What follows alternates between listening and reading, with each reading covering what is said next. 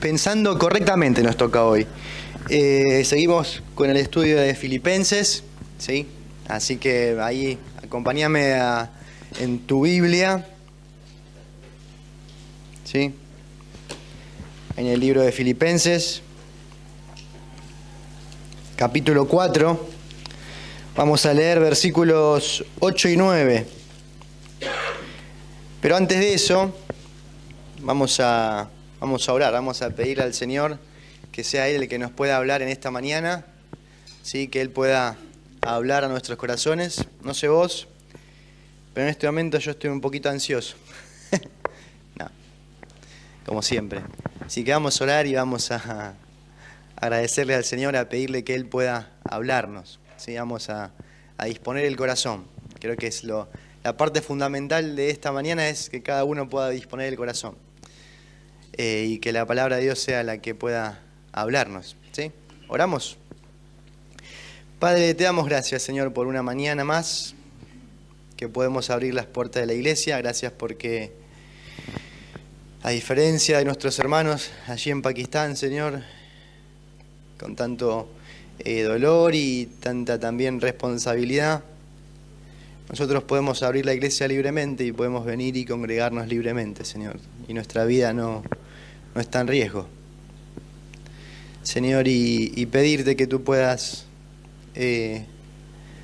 ayudarnos a poder ver y poder sentir ese privilegio que tenemos, que damos por normal, Señor, y en otros lugares lo pagan con su vida, lo pagan con estos ataques, a veces, o la mayoría de veces infundados, Señor.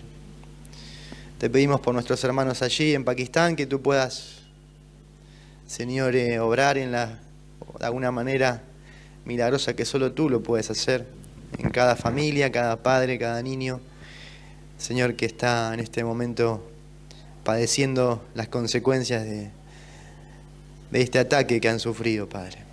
Y ayúdanos en esta mañana también a poder, Señor, a abrir nuestro corazón a ti, a tu palabra. Que sea tu Espíritu Santo el que nos pueda hablar, Señor, el que nos pueda guiar, el que nos pueda mostrar tus verdades. Es tu palabra y ninguno de nosotros aquí, Señor, tiene la capacidad de poder entenderla sin que tú nos ilumines por medio de tu Espíritu Santo, Señor. Por eso venimos a ti, que eres el dueño de ella, Señor. Háblanos y ayúdanos. Oramos en el nombre de Jesús. Amén. Bueno, vamos a leer el versículo 8 y versículo 9 de Filipenses 4. Dice: por lo demás, hermanos, todo lo que es verdadero, todo lo honesto, todo lo justo, todo lo puro, todo lo amable, todo lo que es de buen nombre, si hay virtud alguna, si algo digno de alabanza, en esto pensad. Lo que aprendisteis y recibisteis y oísteis y visteis en mí, esto haced, y el Dios de paz estará con vosotros. Estaba leyendo en estos días estadísticas, me gusta leer estadísticas, ¿no?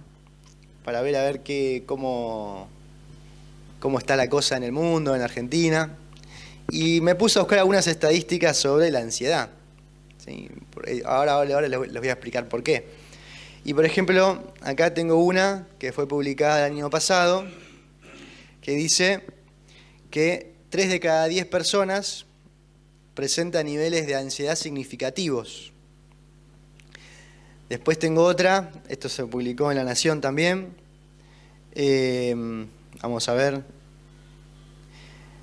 Dice que la exposición social, la crisis climática, las amenazas ambientales y sanitarias, el estrés del orden y la inflación y el miedo a la soledad están entre los factores que más preocupan a los argentinos, según las encuestas que se hicieron.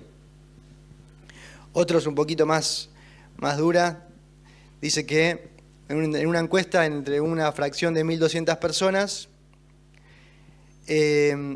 casi el 30% manifestaba estar estresado, el 27% tener ansiedad, un 20% insomnio, casi un 16,5 depresión.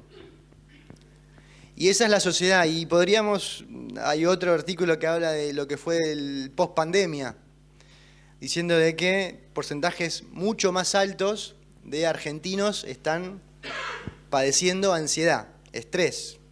Y si nos ponemos a leer diferentes tipos bueno, en Argentina tenemos diferentes tipos de ansiedad que son los que fueron los que más salieron, ¿no? La ansiedad por la economía, por los políticos, ¿sí?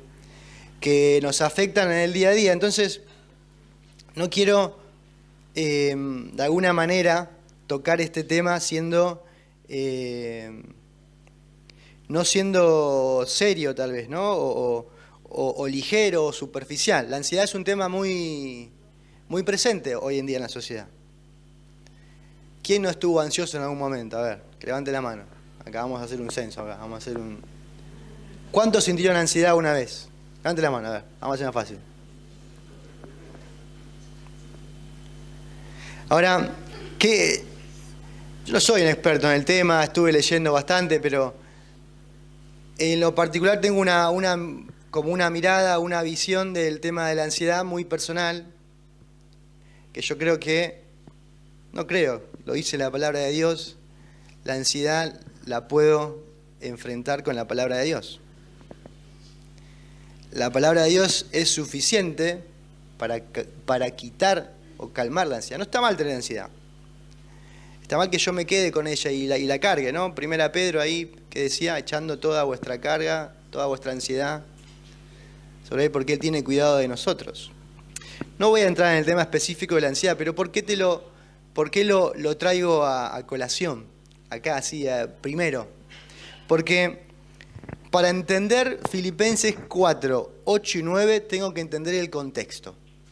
Tengo que entender por qué Pablo escribió estos dos versículos, a quién se los escribió. Y en el contexto en el que están estos dos versículos, son posteriores a Filipenses, ¿qué? 4, ¿qué versículos vienen antes del 8 y 9? 6 y 7. Pablo, 6 y 7. ¿Y qué dice Filipenses 4, 6 y 7? Muy conocidos. Por nada estéis afanosos, sino que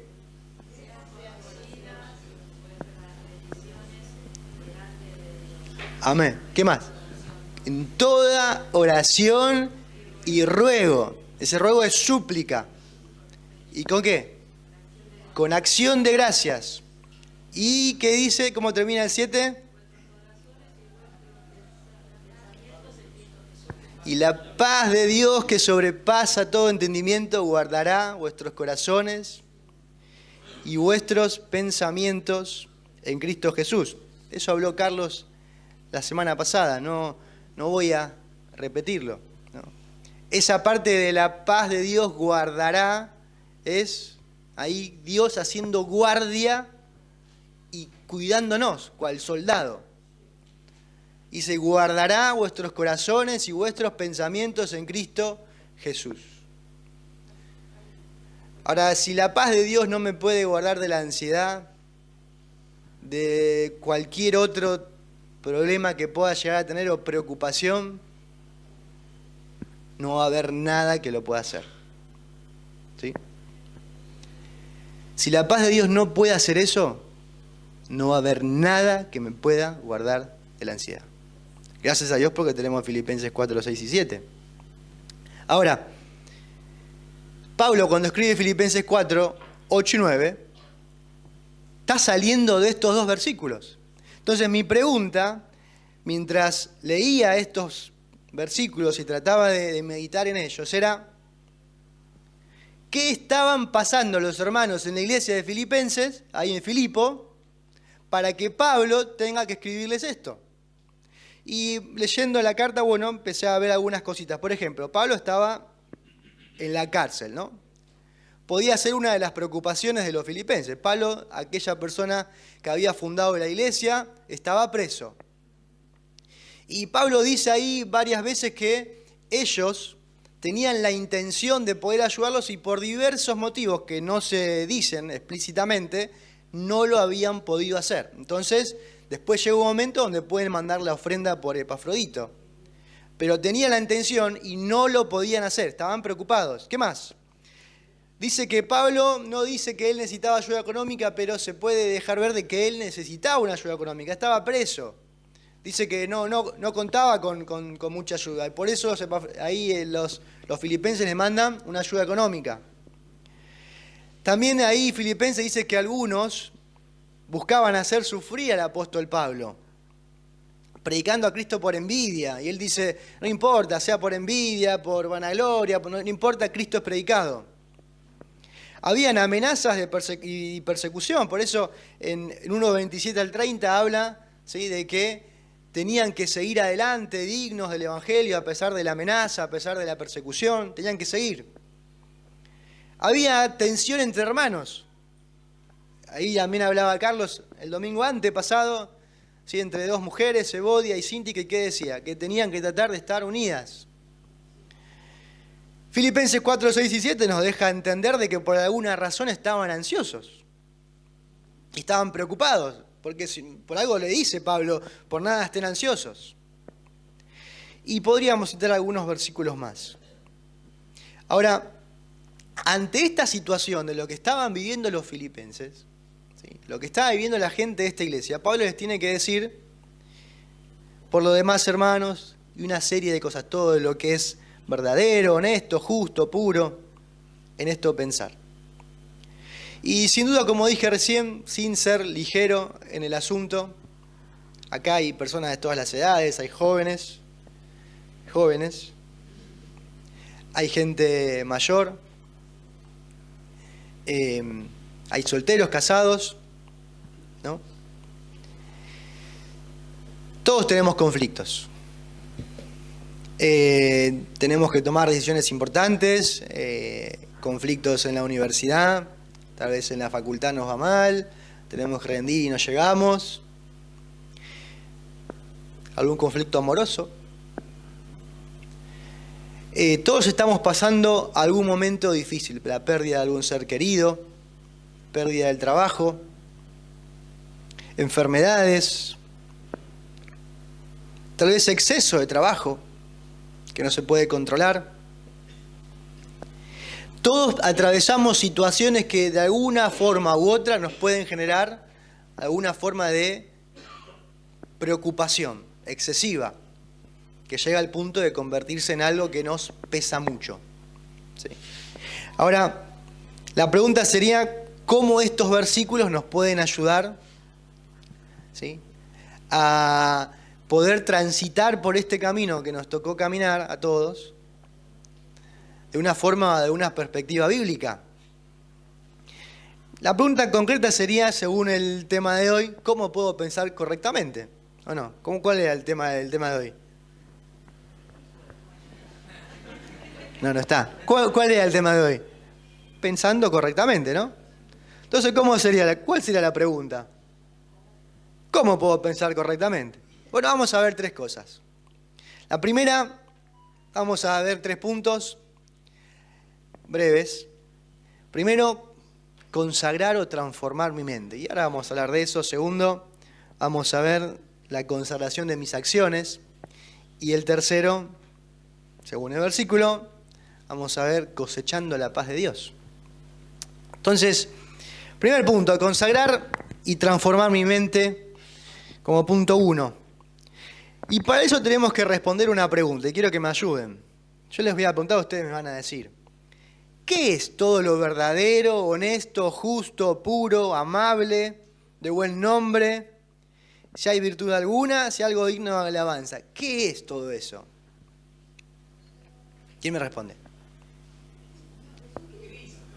Muy bien, Cristo. Dios, si yo digo, a ver, ¿Dios es verdadero? Sí. Dios es honesto, es justo. ¿Sí? ¿Es puro? Sí. Dios es lo único que cumple con todas estas características, con todas estas cualidades. No hay bondad, no hay pureza, no hay justicia, no hay virtud en algo fuera de Dios. No hay. Ahora, todo lo que se presente parecido, ¿sí?, a algo honesto, a algo puro, a algo justo, a algo virtuoso, no es más que un camuflaje del enemigo. ¿Para qué? Para deshacernos, desenfocar, para hacernos caer ahí en una trampa. Lo único honesto que hay en este mundo, puro, verdadero y justo, es el Señor. Ahora, cuando Pablo dice, bueno, no, vamos a salir un versículo, Salmo 19, 7 al 9. ¿Me acompañan ahí, por favor? Salmo 19, 7 al 9. Si alguien lo tiene y lo quiere leer, lo puede leer. Sí. 7 al 9.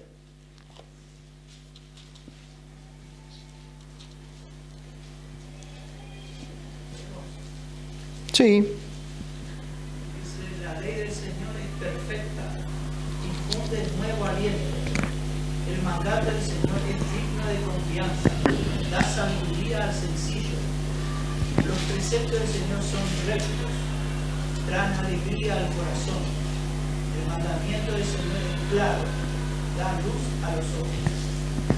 El 8. Y 9. 9. Sí. El temor del Señor es puro, permanece para siempre.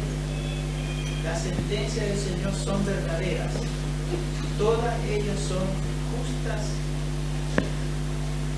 Todas ellas son justas. ¿Notan alguna similitud con estas características? La ley de Jehová es perfecta, que convierte el alma. El testimonio de Jehová es fiel, que hace sabio al sencillo. Los mandamientos de Jehová son rectos, que alegran el corazón.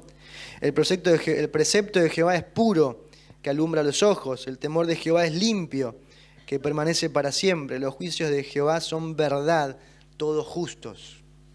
Lo único que pasa por toda esa lista que pone Pablo ahí es Dios, es su palabra, es Cristo, es la persona de Jesucristo. Nada más va a pasar por ese filtro. Ahora, ¿qué significa esto? Porque dice una serie, en esto pensar. ¿Qué significa pensar?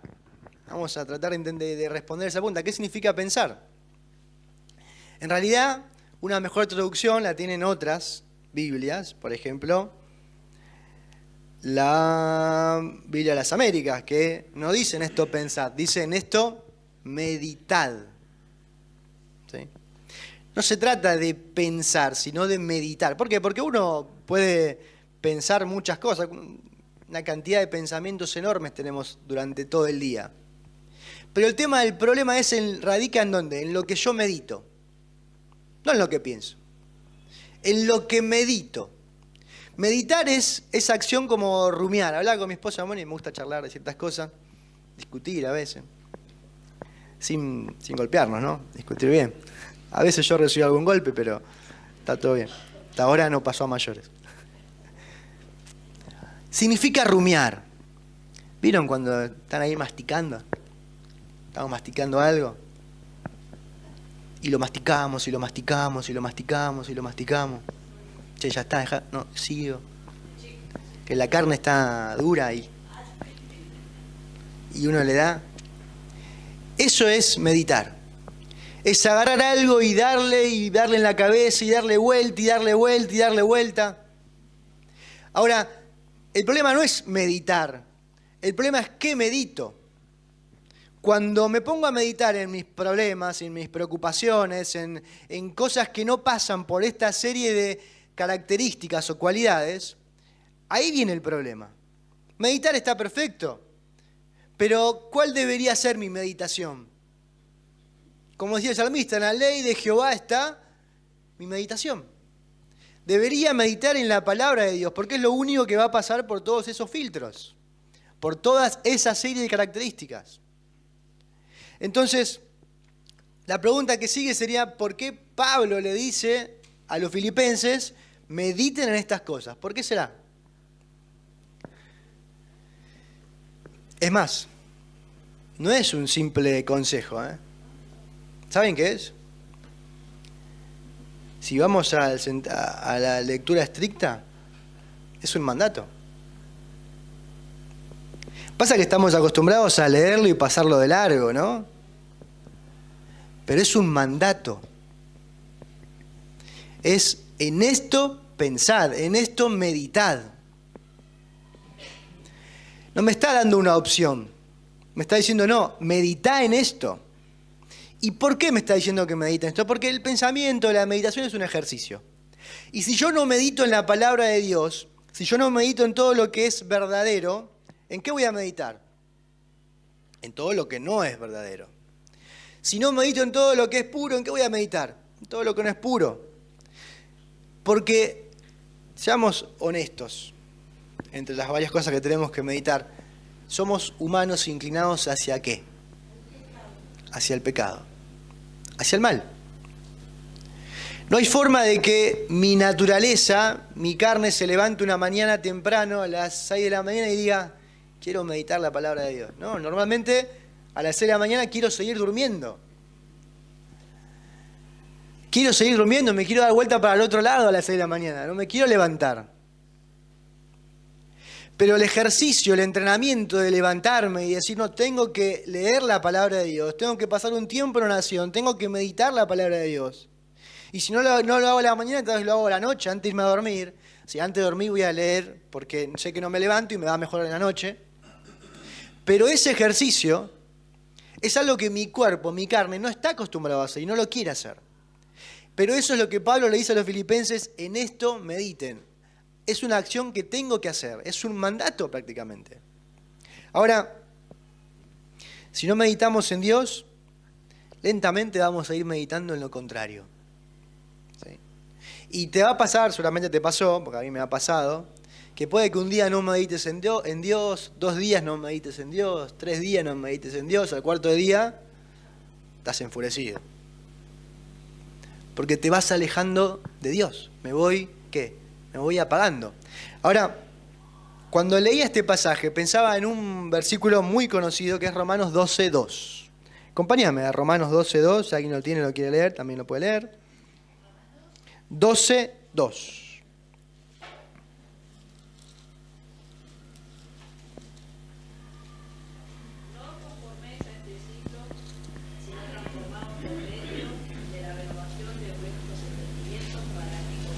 Comprobéis cuál sea la buena voluntad de Dios, agradable y perfecta. Bien, no os conforméis a este siglo, sino transformaos por medio de ¿qué? De la renovación de ¿qué? Están como muy tímidos. De vuestro entendimiento. ¿No? Hasta ahí nomás. ¿Ves? Mi transformación como creyente, ¿a qué está supeditado? Según el versículo.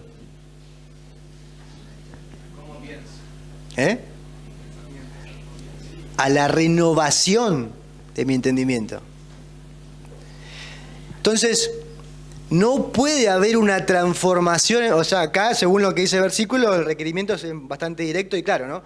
No puede haber una transformación de mi vida si antes no hay ¿qué? ¿Una qué? Una renovación de mi entendimiento. Si antes mi mente no es renovada, no puedo transformar mi vida. No puedo creer o entender o pensar o suponer que voy a levantarme una mañana siendo un buen cristiano, mejor, que voy a estar transformado, si antes mi cabeza, si mi mente antes no cambia. Porque tal cual es el hombre acá, ¿qué dice? Proverbios. Tal es él. Lo que tengo acá va a influenciar, ¿qué? Lo que viene después, mis acciones.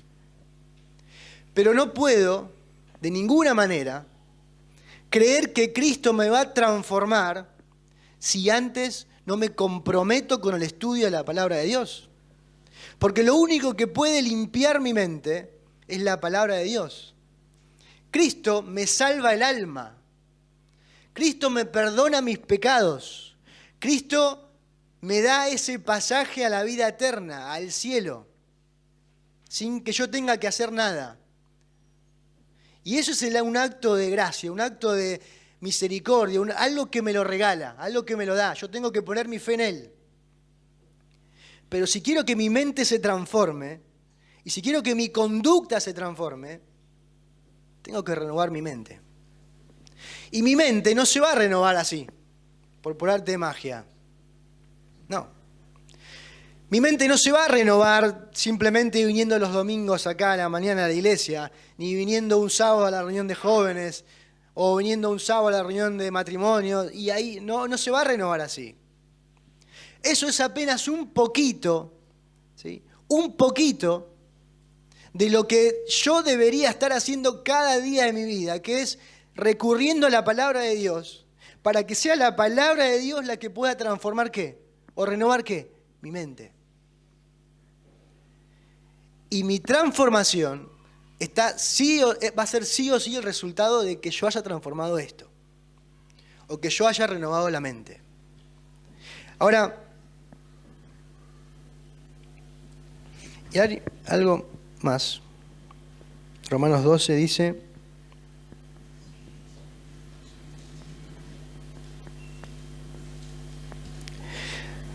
muy interesante, Romanos 12:2, que dice: no os conforméis a este siglo, sino transformados por medio de renovación. Esa primera parte de no os conforméis, ¿saben qué significa? Significa no ser modelado. Me voy a conformar a la imagen de algo. No es ese conformar, me conformo con un vaso de agua, no. Es ese me voy a ser modelado a la imagen de algo. ¿Sí? Eso significa conformarse. Si yo no me renuevo por medio de la palabra de Dios en la mente, me estoy conformando ¿a qué? ¿A la imagen de qué? Del mundo. Me estoy conformando a la forma del mundo. Me estoy adaptando a eso. Entonces, no hay dos opciones. Es una opción o la otra. No hay una en el medio. O me conformo a la imagen del mundo, a ese modelo, o renuevo la mente. No existe un medio. Entonces todos los que estamos acá, hoy estamos en algún lugar, o nos estamos conformando a la imagen del mundo, o estamos luchando cada día ¿para qué? Para poder transformar nuestro carácter por medio de ¿qué? De la renovación de la mente. Ahora, hay una ilustración que habla acerca de un molde, ¿sí? Vamos a pensar que es un bol, ¿sí? Un tupper, y uno le pone ahí una sustancia, cera le pone cera derretida adentro. Mientras está derretida, mientras está caliente, ¿qué pasa con la cera dentro del molde? Y se puede mover, ¿no? O sea, la cera, en cierta forma, ¿se está adaptando al molde? No, la cera está ahí. Si vos la pasás a un vaso, se adaptará al vaso, se adaptará al molde. Ahora va a llegar un punto en que la cera, ¿qué va a pasar con la cera? Se va a enfriar. Y una vez que la cera se enfríe, ¿qué va a pasar? Va a quedar con el molde, con la forma del molde. Ahí quiere decir que ya la cera se conformó a la imagen del molde. Por eso, ¿vieron? Tenemos ceritas cuadradas, con formitas, con dibujitos. Ahora, eso es un claro ejemplo de lo que nos pasa a nosotros. Mientras nosotros estamos calientes, mientras estamos ahí cerca del fuego de Dios, así cerca de su palabra, estamos bien. Pero cuando nos empezamos a alejar, ¿qué pasa? Nos empezamos a conformar ¿a qué? Al molde. ¿Y cuál es el molde? El mundo. Y eso es lo que quiere el mundo. Que nosotros nos parezcamos al mundo. Y ahí empezamos a mezclar entonces un montón de cosas. Nuestra forma de pensar, nuestra forma de ver, nuestra forma de actuar, nuestra forma de todo. ¿Sí? No se trata solo de lo interior, sino también el exterior también tiene que mostrar a Cristo. No solo tengo que decir que soy cristiano, tengo que mostrar a Cristo en mi forma de hablar, por ejemplo. Y bueno, leí un libro que hablaba acerca de que una cosa es ser testigo y otra cosa es dar testimonio. ¿Sí? Y el autor decía que uno normalmente da testimonio de Cristo, ¿sí? Y estamos acostumbrados a dar testimonios de Cristo, ¿no? A veces estamos en el trabajo y por ahí decimos somos cristianos, por ahí estamos entre amigos y decimos que somos cristianos. E incluso muchas veces decimos no vamos a hacer tal cosa por testimonio. O no la voy a hacer delante de por testimonio. Y tal vez decimos, no vamos a escuchar tal estilo de música o tal canción en la iglesia por testimonio. Pero en mi casa la puedo escuchar bien, tranquilamente. Y por ejemplo, había una canción que leía con Mónica, estábamos buscando canciones y hay una muy conocida, ¿no? Una que... Bueno, hay un montón de canciones conocidas y zarpada, no podemos tirar nombres, no sé, Balvin, hay una que dice Felices los Cuatro. Por ejemplo, está la canción de, no me acuerdo el nombre de esta chica que salía con el futbolista que se separó, ¿cómo se llama? Shakira, Tini. Eso. Es una canción que es tremenda, ¿no? Que algo dice... No se puede ni reproducir la letra. No se puede ni reproducir la letra de lo que dice la canción. Pero vos decís, esa canción, los jóvenes de acá, ¿la escucharon? Imagino que saben a cuál me refiero, ¿no? ¿Tiene varias? Vamos.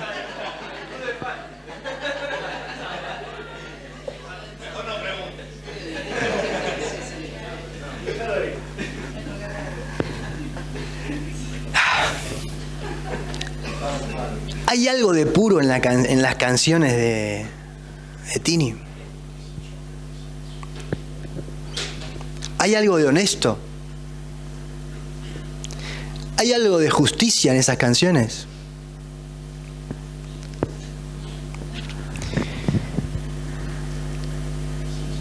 No hace falta que diga que no deberíamos estar escuchando ese tipo de música, ¿no? Creo que es Tini.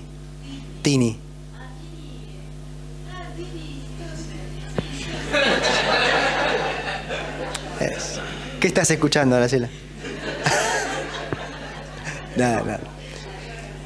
No hace falta decir que no deberíamos estar escuchando cierto estilo de canciones.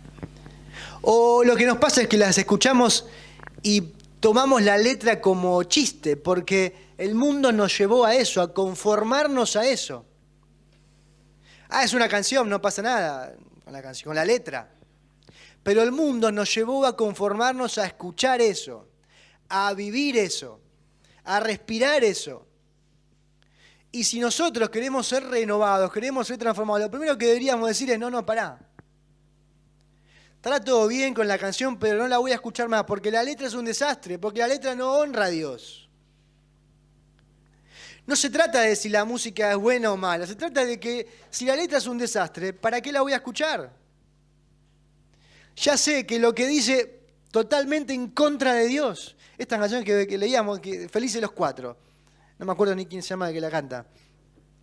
Maluma, ahí está. ¿Cómo saben? Felices los Cuatro.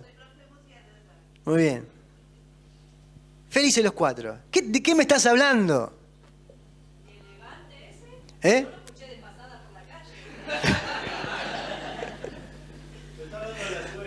Está hablando de la suegra. Bueno, la suegra del suegro. No hace falta ni siquiera que te tenga que preguntar si está bien o está mal escuchar esa música. Ya solo deberías decirme, no, está re mal. No voy a escuchar más esto. ¿Sí? Porque la letra no agrada bajo ningún punto de vista a Dios.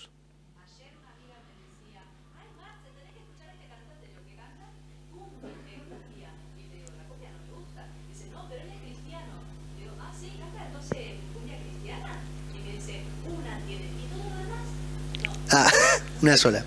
O esa se puede escuchar. A ver, yo no estoy hablando de los estilos de música, estoy hablando de la letra. ¿Sí? Después los estilos pueden ser cuestionables y eso es otra charla. Pero estoy hablando de la letra. Cuando la letra va en contra de cualquier atributo de Dios, ya está, tengo que apagarlo, pasarlo, seguir de largo. No puedo negociar con eso. No hay forma. Y no hay forma que te sientes acá en la iglesia y digas, no, yo esta música me gusta y la escucho porque me gusta ir al recital de tal. No hay forma. Porque la Biblia me está diciendo, o me conformo al mundo o me transformo. No son las dos al mismo tiempo, es una o la otra, están lejos, separados. Ahora, sin parar, porque ya se me va la hora, creo que el reloj está parado y no me estoy dando cuenta de qué hora es. Yo decía, pero son las 10 menos 10, estamos bien. Por favor, cambien la pila del reloj. Vamos a avanzar. Siguiente punto, y lo vamos a hacer breve. La consagración de mis acciones. No solamente tengo que consagrar, ¿sí?, mi mente, sino que también tengo que consagrar mis acciones. Y acá es interesante, volvamos a Filipenses. Pablo le dice a los filipenses, lo que aprendisteis y recibisteis y oísteis y visteis en mí, esto haced. Ahora yo me pregunto, Pablo de vuelta, Pablo le está escribiendo a una iglesia, ¿no? Y Pablo no está hablando de toda la Biblia. Pablo le está escribiendo a un público en general. ¿Sí? Porque acá podríamos decir, sí, no, tenemos que hacer todo lo que dice. Está perfecto, pero Pablo le está escribiendo a una iglesia. La iglesia vio algo de Pablo. ¿Sí? Y habrá leído algunas cartas, pero la iglesia vio cosas de Pablo. ¿Qué vio la iglesia de Pablo? ¿Qué aprendió? ¿Qué recibió la iglesia de Pablo? Si repasamos la historia de la iglesia de los filipenses, que ya la hablamos 1000 veces, ¿qué? La fundó Pablo, lo metieron preso, lo azotaron, lo castigaron. ¿Qué vieron en ese momento en la vida de Pablo? Vieron que en medio de todo ese dolor, él aún, ¿qué hacía? Alababa al Señor. Vieron un corazón que podía alabar al Señor en medio del dolor. ¿Qué más vieron? Vieron que Pablo respondió fielmente a un llamado. Cuando le apareció la visión y le dijo, pasa a Macedonia, Pablo fue, no dudó, fue y predicó el Evangelio. Vieron la obediencia de Pablo. ¿Qué más vieron? Vieron la confianza de Pablo. Pablo, cuando escribe la carta de Filipenses, estaba en otra cárcel. O sea que gran parte de su vida fue en cárceles. Estaba en la cárcel cuando se fundó la iglesia, estaba en otra cárcel cuando escribió la carta. ¿Qué más? Su alegría y contentamiento. Estaba dentro de la cárcel y él habla de regocijaos. Y otra vez digo regocijaos. ¿Qué más vieron? Vieron el amor de Cristo. Pablo decía, aún dentro de la cárcel, dice, para mí el vivir es Cristo y el morir es ganancia. ¿Qué más vieron? Vieron el amor de Pablo por la iglesia. Porque ¿qué decía? Estoy puesto en estrecho. A ver, por un lado me quiero morir e irme con Cristo porque es mucho mejor. Pero por otro lado están ustedes. Quiero estar acá porque quiero estar con ustedes. Vieron el amor de Pablo a Cristo y el amor de Pablo a la iglesia. ¿Qué más vieron? Vieron la humildad de Pablo. ¿Recuerdan cuando hablábamos de Filipenses 3? Pablo decía, yo mismo no pretendo haberlo alcanzado. El apóstol Pablo decía, yo todavía no lo alcancé, me falta. Y prosigo a la meta. ¿Qué más vieron? Vieron el ejemplo del despojarse a sí mismo que Pablo presenta en Filipenses 2. El ejemplo supremo de Cristo, despojándose a sí mismo, diciendo que era igual a Dios y no estimó el ser igual a Dios como cosa que aferrarse, sino que se despojó a sí mismo. Todo eso vio la iglesia de Filipos, que estaba en Filipos, en la vida de Pablo. Ahora, después podemos sacar aplicaciones y decir, sí, están todas las epístolas, tenemos que vivir bajo todo lo que dice la Biblia. Sí, perfecto. Pero todas esas características vio la iglesia en Filipos en la vida de Pablo. Y Pablo le dice, lo que aprendisteis y recibisteis. Y leía un comentario de Warren Wiersbe, es muy bueno, un comentario sobre la carta de Filipenses. Y él dice que hay una diferencia muy grande entre ¿qué? Entre aprender y recibir. Uno puede aprender muchas cosas, ¿no? Podemos aprender en la escuela, que en su momento en teoría lo aprendí porque di un examen y me fue bien. Varios exámenes para que me vaya bien. Pero hoy me preguntás algo de matemática ¿Cómo saco una fracción? Tengo que pedirle a ese que me dé clase. ¿Te acordás de ese que me dabas clase en algún momento? Bueno, me olvidé de todo lo que me enseñaste alguna vez. Pero acá estamos. Una cosa es aprender y otra es recibir lo que estoy aprendiendo. Son dos cosas muy distintas. Yo puedo aprender cada domingo acá en la iglesia, puedo aprender cada sábado, cada viernes, cada reunión puedo aprender algo. Pero si no recibo eso, si no me apropio de eso que estoy aprendiendo, se va. Salgo de acá y lo aprendí, lo escuché y se fue. Por eso Pablo dice lo que aprendisteis y recibisteis. Porque la iglesia de Filipenses, que estaba ahí, Filipenses, la iglesia de Filipos, aprendió lo que Pablo le había dado, pero también lo recibió. Ese recibir es como cuando le pasan el testigo de un corredor a otro.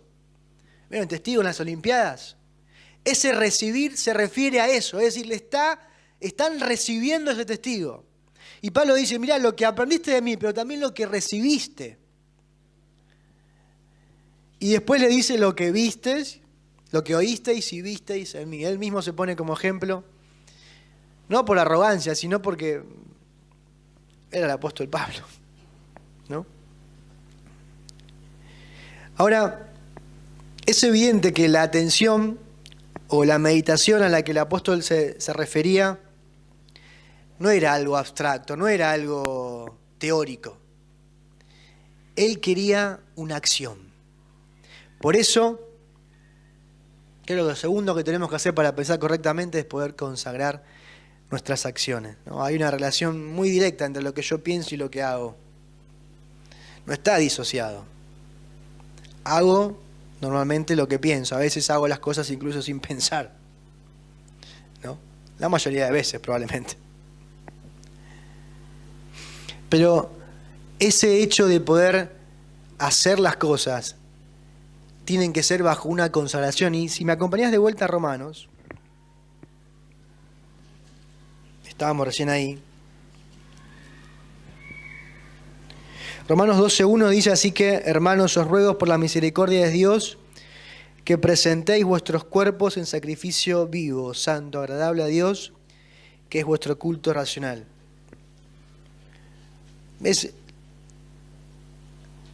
Para poder transformar mi conducta por medio de la renovación de la mente, antes, ¿qué tengo que hacer? Esto vamos atrás, como la película Memento, ¿viste? Que vamos de atrás para adelante. ¿Qué tengo que hacer antes? Como el primer paso, antes de renovar la mente, que se transforme mi conducta. ¿Qué dice Romanos 12:1 que tengo que hacer?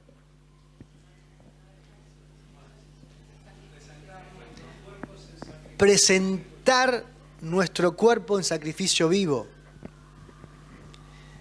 Necesito presentar mi cuerpo. Y cuando dice presentar mi cuerpo es todo mi cuerpo, ¿no? Mis manos, mis ojos, todo.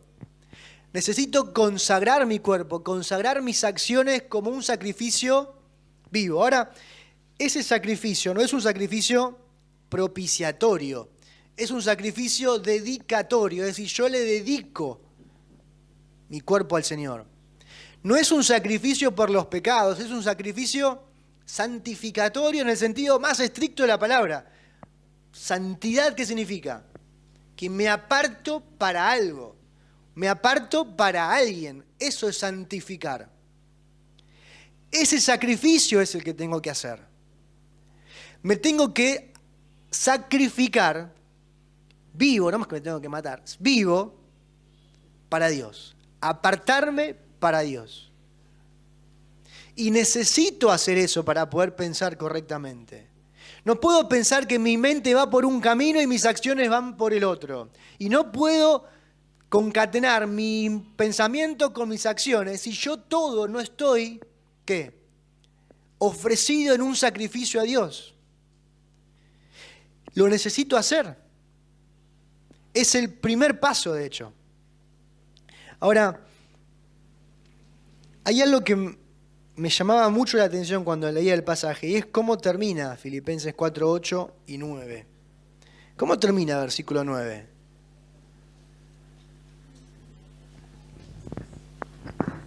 ¿Cómo termina? Sin miedo, con ánimo. Sí. Y oísteis en mí, esto haced, y el Dios de paz estará con vosotros. Hice la parte que más me costó entender. Y todavía seguramente me cuesta. ¿Te preguntaste alguna vez por qué el Dios de paz no está con vos? ¿O por qué no podés sentir la paz de Dios? ¿O por qué pareciera que Dios no está? Dice, y el Dios de paz estará con vosotros. Es una promesa, ¿no? Es una promesa. Ahora, ¿puede Dios no estar conmigo? Algunos dicen que sí, otros dicen que no.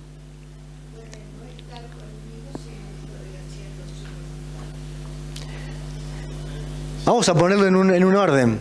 Jesucristo dijo que iba a mandar al Espíritu Santo, ¿para qué?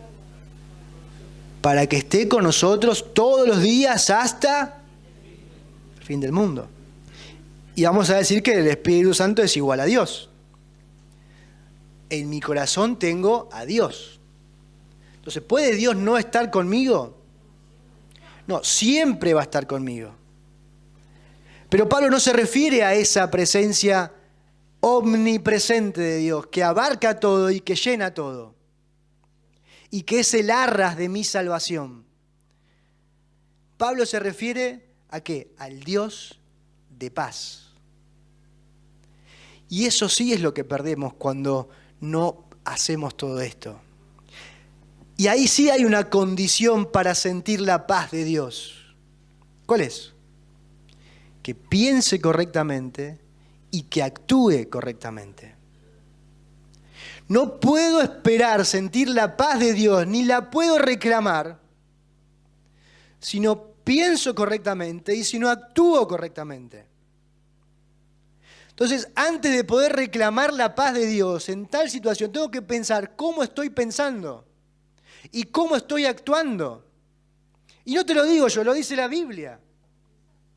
Es una promesa que tiene una condición previa. El tema es que muchas veces pensamos que Dios tiene que estar conmigo, que yo tengo que sentir la paz de Dios como sea, y tal vez quiero solucionar las cosas a mi manera, a mi forma. No. Voy a sentir la paz de Dios y el Dios de paz va a estar conmigo siempre y cuando piense correctamente y actúe correctamente. No hay un atajo, no hay otra forma. Y este versículo termina algo hermoso que dijo Pablo en el versículo 7. Dice que la paz de Dios guardará vuestros corazones en Cristo Jesús. O sea, Dios guarda nuestros corazones. Pero guarda nuestros corazones ¿cuándo? ¿Después de qué?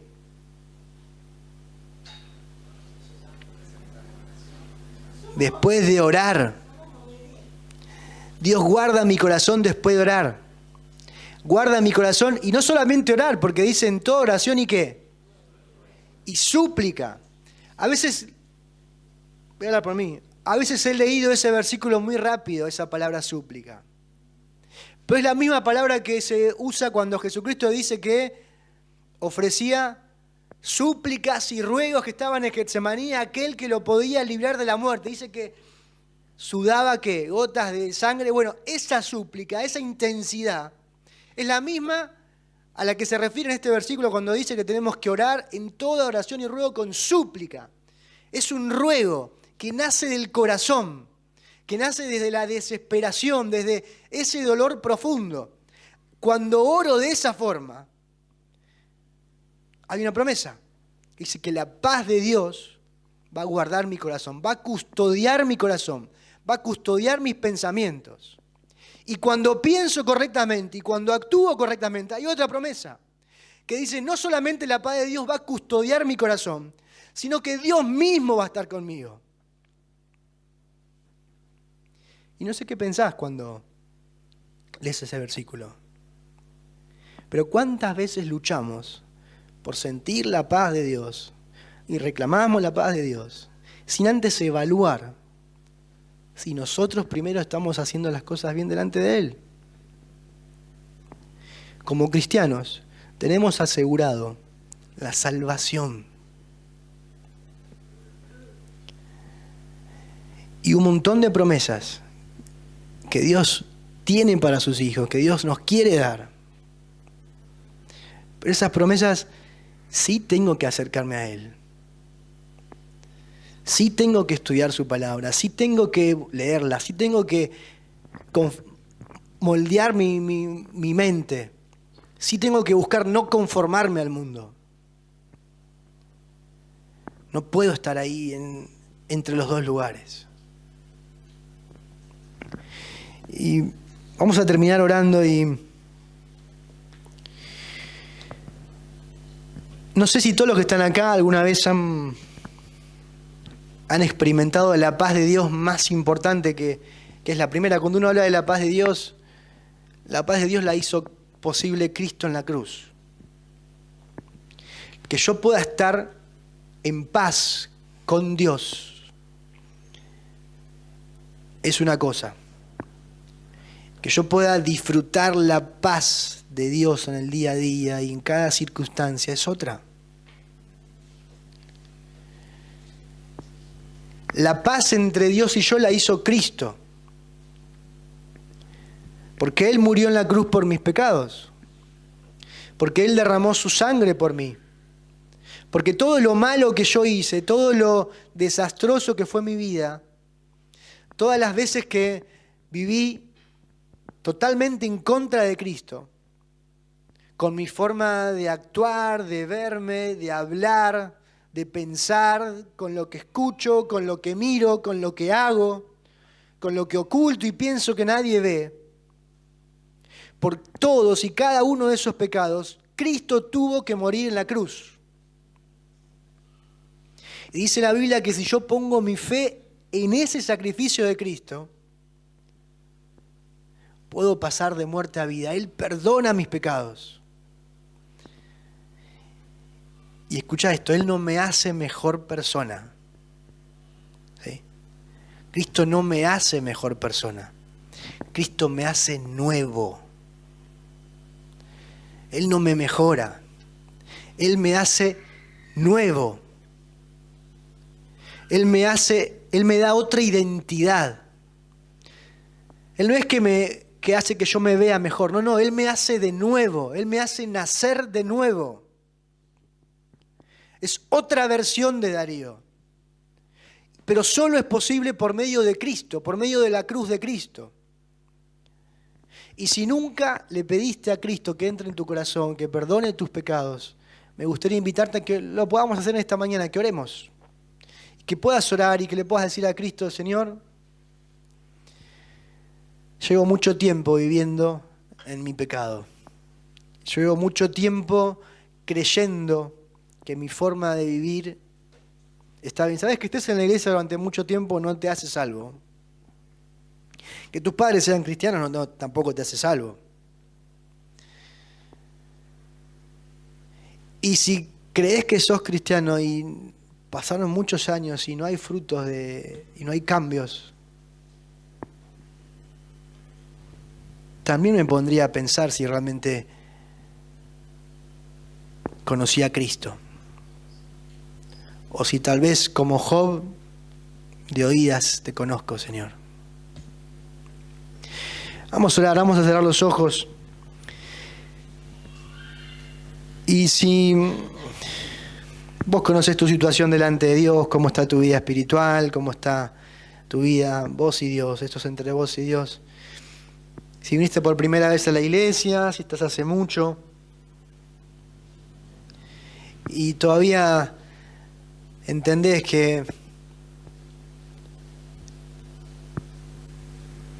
necesitas a Cristo, que necesitas poder experimentar esa salvación, esa seguridad en tu corazón de que Él realmente te salvó, te rescató. Orá y decile, Señor Jesús, te necesito, Señor. Mis pecados me alejan de ti, pero creo que tú moriste en la cruz por mí. Quiero pedirte que me salves, que me hagas nuevo. Quiero vivir una vida nueva para ti. No más conformarme a este mundo, sino renovar mi mente y ser transformado por tu palabra, Señor. Y si ya estés allí, nos gustaría saberlo, que nos levantes la mano para poder orar por vos y poder acercarte a una literatura y compartirte más acerca del Evangelio. Y si no, ya para los que somos hijos de Dios, terminar orando. Tomate vos ahí un tiempito para orar, vos y el Señor, y que Él, decirle lo que necesites decirle.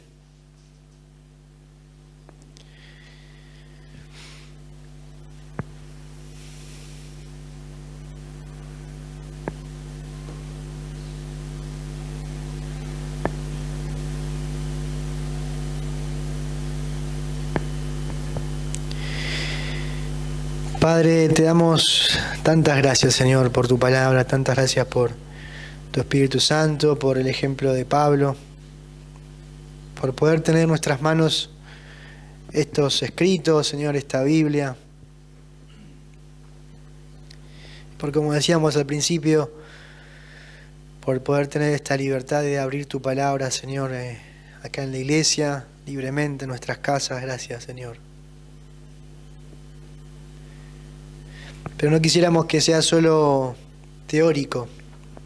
Ayúdanos, danos la gracia que necesitamos para poder poner en práctica todo esto, Señor. Sin duda necesitamos de tu asistencia, de tu Espíritu Santo, que nos ayude, que nos recuerde, que nos redarguya constantemente, y que todo esto que uno puede aprender realmente lo podamos recibir en nuestro corazón, Señor, y que pueda ser parte de nuestra vida, que pueda transformarse en convicción, Señor, que pueda transformar nuestros pensamientos, nuestras acciones, y que podamos experimentar tu paz, Señor, no solo tu paz, sino también tu presencia, tú que eres el dador de la paz. Y ayúdanos a que podamos pensar, Señor, con una mente correcta, Señor. Pensar por medio de tu palabra. Dejamos esta semana en tus manos y la vida de cada una de las personas que está aquí presente también en tus manos. Acompáñanos, guárdanos, Señor, y que podamos regresar bien a nuestros hogares, Padre. Oramos en el nombre de Jesús. Amén.